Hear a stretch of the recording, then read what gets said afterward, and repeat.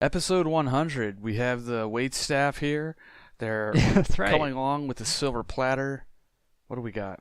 We actually did bring a pretty good beer for this one. We planned it Yeah. to be something special. What do we got? I'm pulling it out of my icebox now. Oh, Michael, that might be a mistake if it's been in your icebox this whole time.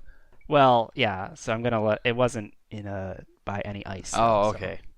We have Trappist Rochefort. And I should have looked up how to pronounce that. Trappist? Trappist? Well, at least in English, is Trappist. Trappistes, Rochefort. What's the number? 10. 10!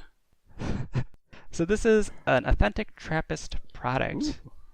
And let me tell you what exactly it means to be a Please. Trappist beer. Please do. So this is off of Wikipedia. FYI. just, I like citing my sources. Of course, is what you should. Yes. So a Trappist beer is a beer that is brewed by a Trappist brewery. Imagine that. Surprise, surprise.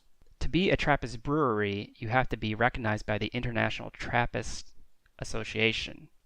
And this was an association that came together in 1997 to protect the Trappist name, to prevent imitators from honing in on that name and stealing it. So it's a little trade protection. And the reason why they wanted trade protection is that these beers are brewed by the Trappist order of monks.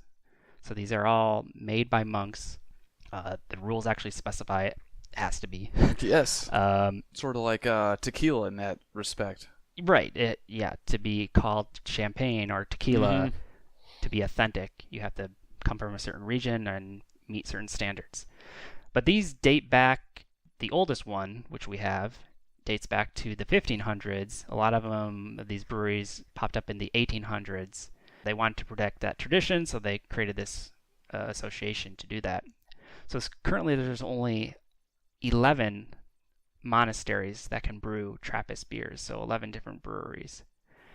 Jeremy, would you like to take a wild guess at which country has the most Trappist You know I'm breweries? going to say it's Belgium. That's right, yes. So 6 of these breweries are in Belgium, 2 in the Netherlands. There's 1 in Austria.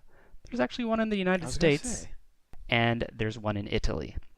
So some of the rules they have, so it must be brewed within the walls of a Trappist monastery, either by the monks themselves or under their supervision. Okay. The brewery must be of secondary importance within the monastery, and it should witness to the business practices proper to a monastic way of life. So they got to be poor. Right. And the brewery is not intended to be a profit-making venture. The income covers the living expenses of the monks and the maintenance of the buildings and grounds. Whatever remains is donated to charity for social work. Okay, I was just about to yell about the cost of this beer. Yeah, well, so this is an expensive beer. Relatively speaking. Jeremy, how much did this cost you? This bottle, which... $6.79? Okay, yeah, mine is 11.2 fluid ounces. Yeah, me too. Mine was $6.49, although it was labeled on the shelf for $5.49. So, but I didn't put up a stink. Michael. Let me tell you about this beer. So this one is from Brasserie de Rochefort, and it's a Belgian Trappist beer. This brewery opened in 1595. It's not that old, Michael. No. Not at all. Mm-hmm. I mean, look at Pliny. It's not even Trappist Rochefort 10 the Elder. Yeah, right. This brewery puts out 15,000 barrels a year, which is not a lot, but it makes it the 4th most productive Trappist brewery. Like you have Vestmalle and Chimay are your 2 most productive breweries. So it's kind of funny. Not a lot of production, but high cost. Mm-hmm. And when you drop down to the one below that in Austria, they're down to 1,700 barrels. So about 10 times as less. What a bunch of jokers. So yeah, rare beers, limited production for the most part. So Rochefort puts out 3 beers. Rochefort 6, 8, and 10.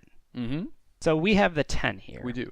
Michael, you might be curious to know that I actually have a bottle of 6 in the cellar that was brought directly from Belgium. Not imported. Well, I mean, I guess technically it was imported, but it was not imported by an importer.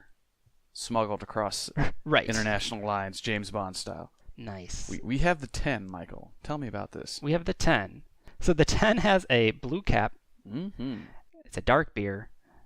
11.3% ABV. Yeah. So these are heavy hitters. Mm-hmm. And again, going off Wikipedia, it says it's a reddish brown color, and that's about all it says there. I'm sure I could have done some more digging, but I kind of wanted to leave it a little mysterious for myself. Yeah, so brewed by 15 monks that live at the abbey, and the water from the beer is drawn from a well inside the monastery walls. That's pretty mythological, Michael. This had better be good. Yeah. I guess let's get into it, right?